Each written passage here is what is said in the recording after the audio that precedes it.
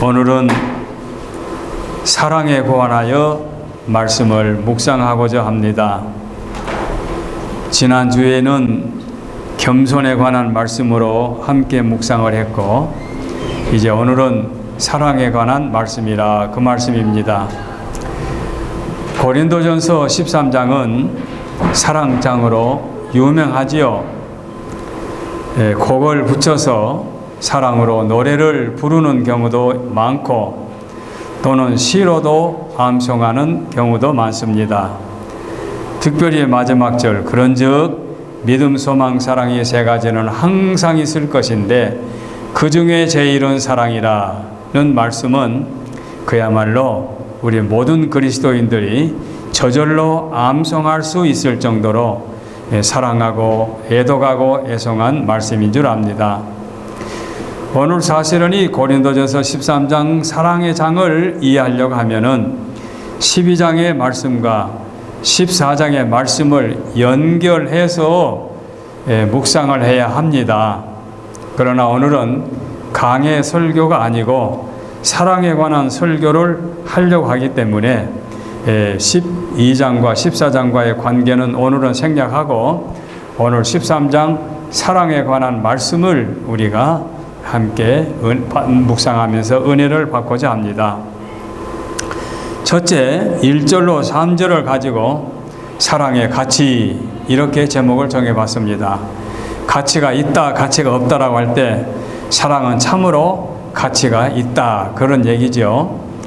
그냥 쉬운 말로 표현했죠. 내가 사람의 방언과 천사의 말 할지라도, 이 말을 쉽게 생각해 보세요. 사람들이 사용하는 언어와, 그 말입니다. 사람의 방언과 천사의 말, 그 말은 천상의 말입니다. 그러니까 육적으로 세상 사람들의 말과 하나님의 나라, 하늘나라의 천사들의 말, 천상의 하늘나라의 말까지 할 수 있다 할지라도 사랑이 없으면 소리나는 구리 또는 울리는 꽹과리가 된다. 구리, 쇠 또는 그 꽹과리, 소리를 울리가 알지요. 그거 자체가 곡을 만들어서 노래하는 것은 아니죠. 중간중간에 우리 반주는 넣을 수 있지만, 그래서 꽹과리 울리는 소리가 된다. 아무 가치가 없, 아무리 이 땅에서 많은 사람들의 언어를 사용할 수 있고 하늘나라의 언어를 사용할 수 있다 하더라도 그건 아무 가치도 없다, 그 말이죠. 사랑이 없으면. 또는 애언하는 능력이 있어 모든 비밀과 모든 지식을 알고 또 산을 옮길 만한 모든 믿음이 있을지라도 사랑이 없으면 아무것도 아니다. 애언하는 능력, 산을 옮기는 능력, 믿음, 얼마나 귀합니까? 소중합니다. 우리 모두가 다 그런 것 소유하는 것이 소망입니다. 그런데 그것보다도, 그것들을 갖고 있다 할지라도 사랑이 없으면 아무 가치가 없다, 그 말이죠. 내게 있는 모든 것으로 구제, 선행이죠. 내 몸을 불사르게 내어줄지라도 사랑이 없으면 내게 아무 유익이 없다. 내 몸을 불사르게 내어준다. 내 몸을 희생의 제물로 내놓는데 내 이름을 위해서 내놓은 거하고 나는 완전히 없어지고 주님의 영광을 위해서 내놓은 거하고는 전혀 다르죠. 내 이름을 위해서 내놓는다? 이것은 사랑으로 하는 것이 아니지요. 나 자신을 위한 거니까. 그런데 주님을 위해서 내 몸을 내놨다. 이것은 사랑으로 할 수 있는 거지요. 그래서 어떤 행위도 사랑이 없이는 가치가 없다, 그 말이지요. 우리가 몸을 보호하기 위해서는 의복이라 하는 것을 입습니다. 이 의복은 미적 감각도 필요하고 겨울에는 추위도 방지하고 여름에는 더위도 방지할 수 있는 참으로 우리 인간들에게만 갖고 있는 특유한 그런 의복을 갖고 있는데, 의복을 입어야 인간이 정당하게 부끄럽지 않게 당당하게 앞으로 나아갈 수 있는 것처럼 우리가 사랑을 갖고 살아야 하나님 앞에 나아갈 수가 있고 사람들 앞에서 빛을 비출 수가 있는 거지요. 그래서 사랑은 대단한 가치를 갖고 있다. 사랑이 없이는 아무것도 아니다. 꼭 사랑이 필요하다, 그 말이죠. 내가 즐겨 이야기하는 것 중에 미국의 공군 장교로 파일럿, 비행사로 군대 가가지고 비행기 조종을 하다가 그만 사고가 나가지고 온몸에 화상을 입고 병원에 오래도록 이제 치료를 받다가 이제 의가사 제대를 한 그런 그 청년의 이야기를 제가 과거에도 드린 이야기가 있습니다. 얼굴이 화상으로 입어 옛날 모습이 없어졌고 몸도 불구가 됐는데 제대해가지고 이제 고향으로 가면서 부모님들에게 연락을 했습니다. 부모님들이 아들이 부상을 입고 제대하지만은 내 아들이기 때문에 여고로 나와서 얼마나 환영을 반갑게 기다리겠습니까? 그래 아들이 나가서 가까이 가도 못 알아보는 거예요. 몸도 망가지고 얼굴도 망가졌기 때문에. 그러니까 이 아들이 부모님이 자기를 못 알아볼 정도로 흉측한 걸 알고 그 길로 부모님 곁을 떠나서 그야말로 그와 같은 사람들이 모아서 사는 집단 숙소로 들어갔습니다. 이제 아무에게도 연락도 않고 그야말로 혼자서 그 속의 숙소에서 그런 같은 처지에 사는 분들과 같이 살고 있는데 얼마를 살다 보니까 불편한 거예요. 세탁도 불편하고 밥해 먹기도 불편하고 그러다 보니까 그 중에서 반장급 되는 연세 드는 사람에게 아무래도 내가 이렇게 몸이 불구였지만은 나를 좀 돌봐줄 수 있는 좀 가정부 좀 필요하다. 식모가 필요하다. 그래서 식모를 하나 구해주는데 가장 못생기고 형편없는 그러나 마음이 착한 그런 여인을 골라서 내게 가정부로 좀 소개해달라. 그 말을 듣고 나이 든 사람이 이제 반장급 되는 사람이 소개해 줬습니다. 과연 보니까 발도 절고 얼굴도 못생기고 아무리 봐도 참 여성답지 않는 그런 사람을 이제 소개받았습니다. 뭐 이만하면 됐다. 그래서 이제 그 여인이 가정부로 일을 하는데 시간이 많이 흘러갑니다. 근데 마음씨가 착해가지고 일을 참 잘합니다. 정성으로 일을 잘합니다. 그래서 시간이 많이 가는데 그 여인이 자기를 지극정성으로 모시니까 이 남자도 시간이 많이 가면서 그 여인을 보게 되는데 달라지는 거예요. 절든 발도 말짱해지고 그 흉충했던 얼굴도 말짱해지고 아주 완전한 여자의 미모로 보이는 거예요. 그래 아무리 눈을 씻고 다시 봐도 자꾸 달라지는 거예요. 정상적인 여인으로 바꿔지는 거예요. 그래 한동안 고민하다가 그 나이든 반장에게 말합니다. 내가 처음에 만났을 때는 그렇게 안 봤는데 지금은 이렇게 보입니다. 그래 그럴 거라고. 얼마큼 지나서 내가 이 여인하고 결혼하겠습니다. 그러니까 그분이 후회하지 않겠나고. 내게 아름답게 보이는데 후회는 무슨 후회입니까? 그래서 결혼 날짜를 받고 그리고는 고민 끝에 부모님들에게 연락을 했습니다. 내가 어디에 사는데 그동안 연락을 못해서 미안하다고. 그런데 내가 결혼하게 됐다고. 그래서 연락을 하니까 부모들이 기대를 가지고 온 거예요. 근데 먼 길 오는데 약속을 해놨는데 약속 시간에 도착을 못한 거예요. 그래 약속을 해놨는데도 부모님이 도착하기 전에 예식을 올리고 이제 신랑 신부가 계단을 내려서 아래층으로 내려오는데 아래층에 부모님들이 막 현관에 도착한 거예요. 그리고 신랑이 부모님을 보니까 눈물이 왈칵 나면서 아빠 엄마 하면서 이제 부모님을 보니까 부모님들도 자기를 보고 깜짝 놀라는 거예요. 그렇게 이제 서로 깜짝 놀래고 아들은 부모를 보고 반가워하고 부모님들은 아들을 보고 깜짝 놀라는데 옆에 있는 신부를 쳐다보니까 처음에 만났던 그 모습 그대로 추한 여인으로 보이는 거예요. 이런 그 책을 이제 어렸을 때 청년 때 본 기억이 나는데 왜 이 말씀을 소개합니까? 그렇게 자기를 지극정성으로 모시는 가정부가 지극한 정성으로 모시는 그 사랑을 받다 보니까 자기 눈에 안경이란 말 있죠. 그 여인이 아름답게 보였는데 그 아름다움은 사랑하기 때문에 아름다움으로 바뀌어지게 된 거지요.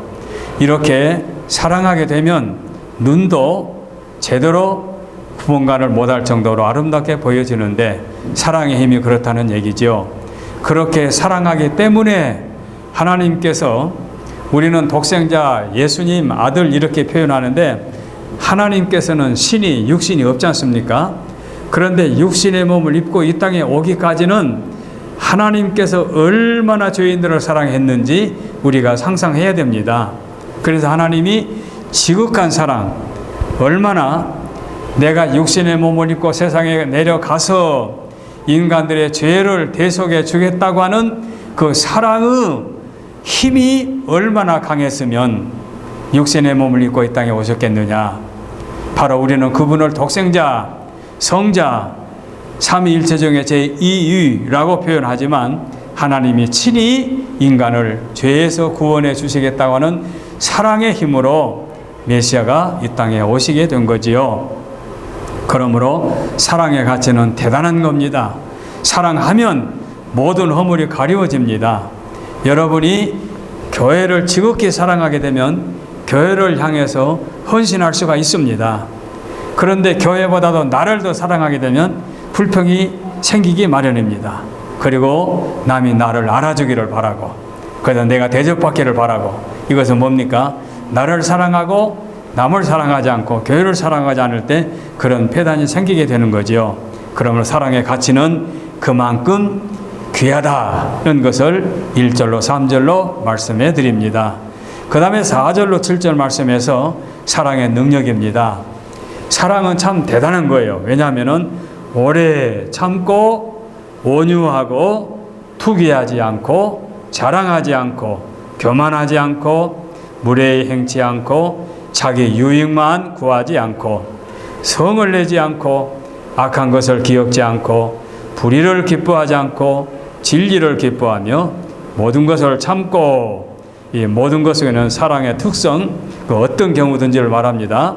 모든 것을 믿고 사랑을 향한 신임을 가리키는 말이죠. 모든 것을 바란다. 소망, 모든 것을 바란다. 이렇게 대단한 능력을 갖고 있습니다. 사랑이 있으면 이만한 힘을 발휘할 수가 있습니다. 그래서 인내할 수도 있고 참을 수도 있고 견딜 수도 있고 그렇습니다. 그래서 상대방을 믿어주기도 하고 이렇게 사랑은 놀라운 능력을 갖고 있습니다. 이렇게 세상을 살면 삶이 달라집니다. 능력을 발휘할 수 있는 힘이 있습니다. 이런 능력을 갖고 있으면 뚝심이 생깁니다. 이런 사랑을 갖고 세상을 살아가게 되면 내 삶은 분명한 가치가 보여지게 됩니다. 우리가 잘 아는 한국의 애국자들 가운데 신앙인으로서 얼마나 빛을 발휘한 사람이 많습니까? 요즘에는 큰 소리 치는 사람이 애국자 갔을 때다만 옛날에는 그렇지 않았지요.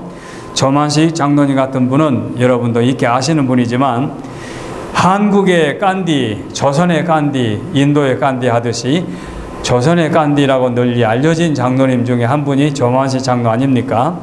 그분은 1883년도에 태어났으니까 얼마나 오래전에 태어난 분입니까? 그런데 6세, 그 시대에 6살 될 때부터 한학을 수학하여 가지고 어렸을 때부터 공부를 해 가지고 15살 때에 아직 소년이었는데 상업 장사를 해 가지고 돈을 상당히 모을 정도로 재간이 있는 사람이었던 것 같습니다. 그런데 기록을 보면요, 이 15살에 돈을 버는 것도 재주가 있었는데 술을 굉장히 좋아했던 것 같아요. 사람 사기를 좋아하고. 그냥 한번 상상해보세요. 15살 먹은 소년이 일찍 공부를 해가지고 학문을 좀 배운 다음에 장사를 했는데 돈도 많이 벌고 술도 먹으면서 친구들 때 많다. 꽤나 그 시대에 잘난 청년 중에, 소년 중에 하나겠죠. 그런데 가까이 있는 친구 중에서 한 정교 같은 분들이 적극적으로 권유해가지고 기독교로 입문한 거예요. 그런데 이제 기독교로 입문하는데 그 전해온 이야기를 들어보면은 술을 거나하게 취해가지고 이제 술 기운에 그래 그럼 나도 너처럼 예수 믿기로 하자. 그 이제 선교사를 만나러 갔어요. 선교사 앞에 갔는데 술 냄새를 풍기고 있는 거예요. 선교사가 얼마나 기분이 나쁘겠습니까? 그래서 이제 당신이 예수를 믿으면 술을 먹으면 안 되는데 라고 이제 권유하니까 그 술 취한 그 소년 조만식 군이 나 이제 예수를 믿기로 작정 술을 먹지 않겠습니다. 이렇게 다짐을 했다고 그래요. 그리고 나서 이제 교회를 다녔는데 22세 되던 해에 완전히 술을 끊고 이제 그리스도인이 됐습니다. 이게 중요하지요. 그래가지고 그 이듬해 숭실학교에 들어가서 그야말로 이제 한학이 아니라 양학을 공부한 거지요. 오늘날 우리 시대 이 시대의 교육을 받은 거지요. 그리고 그 제약 중에 안창호 선생님의 민족, 애국 하는 그 연설을 듣고 감명을 받고 그 이제 술을 끊고 그리스도인이 되고 애국자들의 이제 그 강연과 사상을 통해서 이제 그 사람의 인격이 이제 형성이 돼 갑니다. 그래가지고 일본으로 유학을 갑니다. 일본에 가서 영어와 수학을 공부하고 내정의 법학과에 진학해서 법학을 공부하고 그 다음에 이제 미국으로 이제 그 유학을 가려다가 이제 사정이 있어 한국으로 돌아와가지고 그분이 오산학교 이제 그 교사로 있다가 오산학교 교감으로 있다가 하도 일본 사람들의 박해를 하니까 결국은 또 학교까지 물러난 경우가 있었는데 1914년 교장이 되었다가 19년 2월 30일에 3.1운동 바로 그것 때문에 이제 물러나서 또 감옥에 가서 또 옥살이도 하고 근데 1936년 45년에서 몇 년 전이죠. 9년 전인가요? 36년에 오산학교 제자였던 주기철 목사님을 문창에 가가지고 이제 모시다가 평양의 담임 목사를 모시는 그런 경우가 있죠. 그 다음에 37년도에 모든 사회 활동이 일본 사람들의 탄압에 이제 규제가 돼가지고 많이 고통을 당하는데 그 다음에 신사 참배가지고 그냥 더 심하게 나갈 때에 노골화될 때에 그야말로 주기철 목사가 감옥에 갇히고 산정교회가 큰 순환을 당하면서 한국의 기독교가 박해를 당하고 있을 때 그때에 그분이 다른 장로들과 일심단결하여 교회를 끝까지 사수하려고 노력하고 창씨 계명에 이제 말하자면 거부하며 투쟁한 그런 일을 행하게 되지요. 그러다가 일본군 아타가키가 순사가 평양에 들어와서 만나자고 할 때에 거부하고 한복을 입고 자기의 입장을 분명히 밝혔는데 일제 말기 이제 45년에 가까워졌죠. 44년에 주기철 목사가 옥쪽에서 순교를 당하시고 45년 봄에 그야말로 이제 고향으로 내려가서 거의 이제 쉬고 있는 정도의 8월 달에 해방을 맞게 되지요. 해방을 맞았으면 뭐합니까? 이제 50년도 김일성이라고 하는 젊은 청년이 소련에 이 장교를 데려와 가지고 북한에서 공산당을 만들게 됐지요. 그래서 조마시 장로에게 그 공산당의 당수가 되기를 바랬지만은 끝까지 거여가고 이제 조선 민주당을 창설을 했는데 결국은 소련 사람들에 의해서 강제로 해체가 되지 않았습니까? 그리고 나서 1945년 12월 45년 말에 그 모스크바 삼상회에서 한국의 신탁 통지를 찬등한다, 반대한다.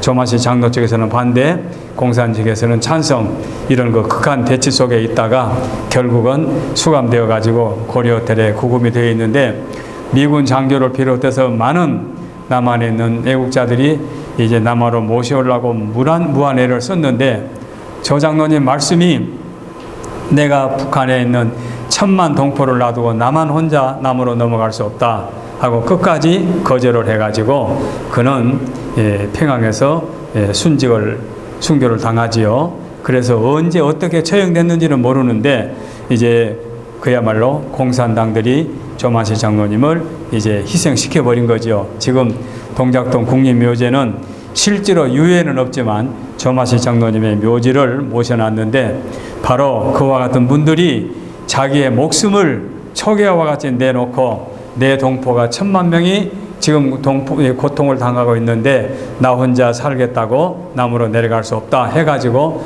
스스로 죽음을 선택한 순교를 택했던 그와 같은 애국지사의 한 사람의 모습을 다시 한번 우리가 상고해 볼 때 사랑의 능력이 얼마나 위대한가 하는 것을 보여주고 있습니다. 뭐 그런 그뿐뿐입니까?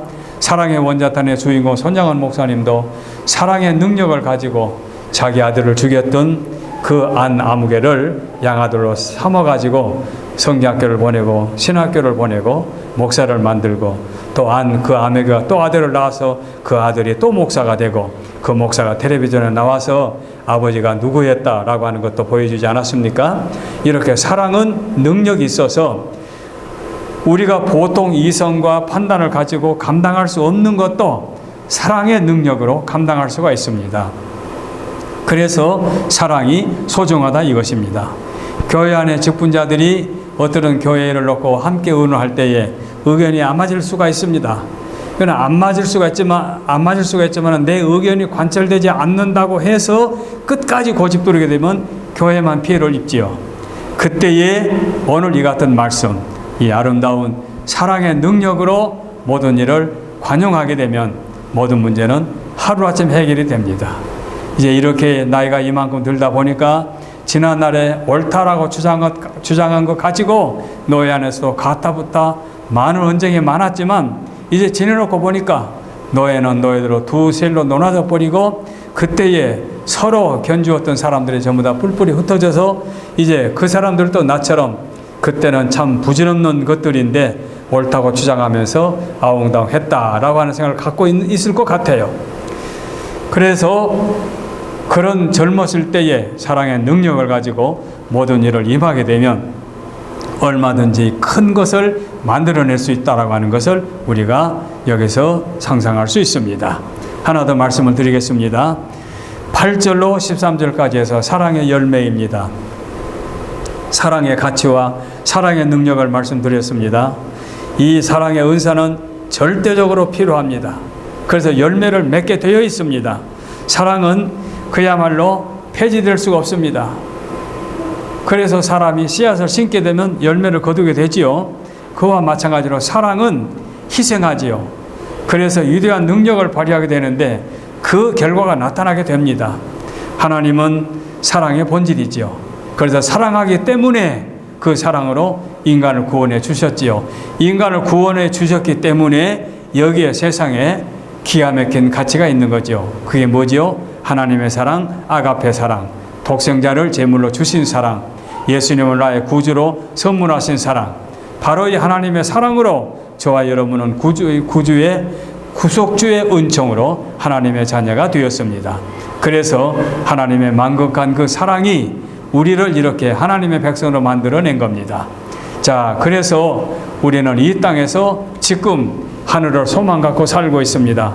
저와 여러분들은 그와 같은 사랑의 힘을 얻고 하나님의 백성이 되었습니다. 이제 여러분들이 운전하실 때에, 집에서 주무실 때에, 누구를 만날 때 무엇을 하든지 나는 하나님께서 사랑으로 맺어준 하나님의 자녀다. 내가 하나님의 열매다. 사랑의 열매다.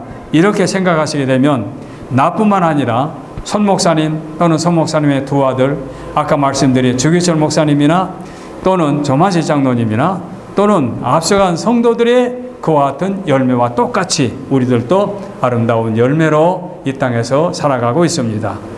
나는 남이 알아주지 못한다고 해서 소외감을 느끼고 다른 사람은 하나님의 특별한 사랑을 받았다? 대단한 사랑을 받았다? 그럴 필요 없어요. 나도 하나님 앞에 사랑을 받았어요.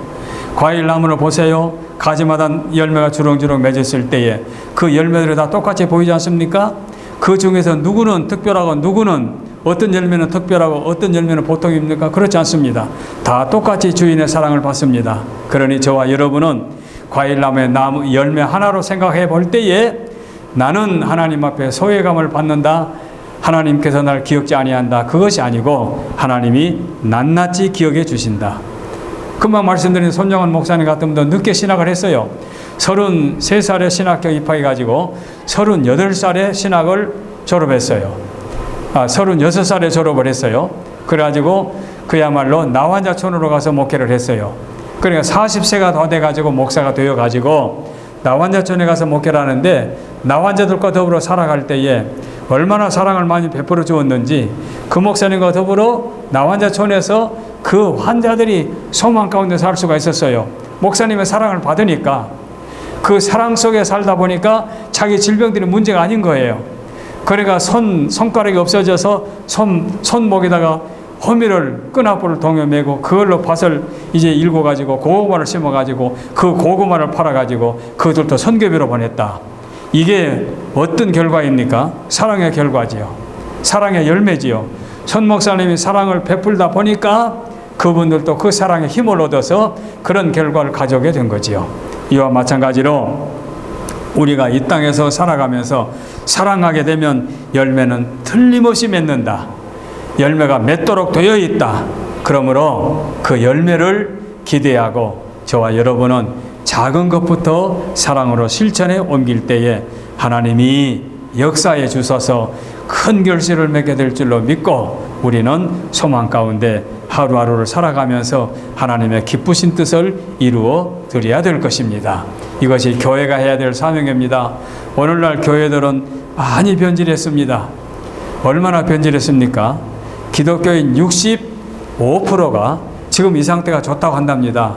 그냥 영상으로 예배 드리고 비대면 예배를 드리고 그냥 주일날 교회 안 가도 되고 영상으로 얼마든지 예배 볼 수 있으니까 좋다는 65%가 좋다고 하면은 100명 교인이 65%가 교회로 안 나온다면은 이제 100명 교인은 얼마나 줄었습니까? 이제는 35%로 줄었으니까 한 40명밖에 안 나. 100명 교인이 30명으로 줄었다면 얼마나 교회가 지금 비참해졌습니까? 이런 상황에 놓여 있습니다. 우리는 여기서 우리가 바랄 것이 무엇입니까? 옛날에 일제 치하에 박해를 당하고 공산 치하에 박해를 당하고 환란을 당했지만 이것이 환란이 다가 아니고 이제는 묘하게도 희한하게도 질병으로 지금 우리가 고통을 당하고 있습니다. 이럴 때일수록 우리는 더 뜨거운 사랑으로 결실을 맺어서 하나님의 영광을 드러내고 하나님이 기뻐하시는 역사를 꼭 이루어드려야 될 것입니다. 손양은 목사님이 두 아들이 희생을 당해서 죽고 장례를 치르게 됐는데 그 손 목사님의 9가지 감사는 참으로 놀랍지요. 참으로 우리가 기억해 둘 만한 거 아닙니까? 한번 읽어드리고 말씀을 마치겠습니다. 손 목사님이 19가지 나 같은 죄인의 혈통에서 순교의 자식이 나게 하셨으니 하나님 아버지께 감사합니다. 자기 같은 못난 사람에게 두 아들이 순교자가 되었는데 감사하다. 허다한 많은 성도 중에 어찌 이런 보배를 주셔서 하필 내게 맡겨주셨는지 주께 감사합니다. 순교는 아무나 한 것이 아니지 않습니까? 순교는 하나님께서 택정해 주셔야 되는 거지요. 12제자가 다 순교를 당하지 않았습니까? 요한 사도는 와서 정신했지만 그들이 순교하는 것은 그 시대에 하나님께서 그들을 통해서 이 땅의 교회를 세우게 하시려고 순교의 제물로 하나님이 받으신 거지요. 그와 같이 보배로운 순교자의 선물을 감사하게 된 거지요. 삼남 삼녀 중에서 가장 아름다운 일남, 첫째와 둘째, 장자와 차자를 바치게 된 것이 하나님의 축복으로 믿고 감사를 드립니다. 하나들의 순교도 귀하다 하거늘 하물며 두 아들을 순교로 드렸으니 감사합니다. 예수 믿다가 와서 정신하는 것도 큰 축복이라 하지만 하물며 전도하다 총살당한 것 얼마나 귀합니까? 감사합니다. 미국 가려고 준비한, 그때 유학을 준비했으니까 유학 가려고 준비하던 내 아들이 미국보다 더 좋은 천국에 갔으니 내 마음이 안심되어 감사합니다. 7번째, 나의 사랑하는 두 아들을 총살한 원수를 회개시켜 내 아들을 삼고자 하는 사랑하는 마음 주신 하나님께 감사합니다. 내 아들의 순교의 열매로 말미암아 무수한 천국의 아들들이 생길 것이니 믿어지니 우리 아버지 하나님께 감사합니다. 바로 오늘같이 우리가 이렇게 또 한 번 손 목사님의 이 감사의 기도문을 읽은 것은 우리에게 아름다운 사랑의 결실이지요. 9번째, 이 같은 역경 속에 8가지 진리와 신의 하나님을 사랑하는 것, 찾는 기쁜 마음, 여유 있는 믿음 주신 우리 주 예수 그리스도께 감사합니다. 그리고 아까 말씀대로 원수를 양아들로 삼았다. 이게 사랑의 결실이죠. 사랑하는 우리 젊은 집사님들, 앞으로 교회를 이제 맡아 수고하실 때 어디서 어느 교회를 어떻게 섬기든지 옆에 있는 다른 직원들이 뭐라고 불평하든지 그것 개의치하지 마시고 여러분은 오늘 말씀을 마음속에 간직하고 위대한 사랑의 가치와 능력과 이 결실을 가지고 여러분은 사랑의 큰 열매를 맺어서 하나님께 만영광 돌려드리는 참으로 흔들림이 없는 신실한 주의 종님들이 될 때에 하나님께서 기뻐해 주시고 하나님께서 영광을 받아 주시고 우리에게는 더 큰 사랑을 부어 주시고 하나님께서 우리 앞길을 복되게 인도해 주실 줄로 믿어서 이 말씀을 드립니다. 기도하겠습니다.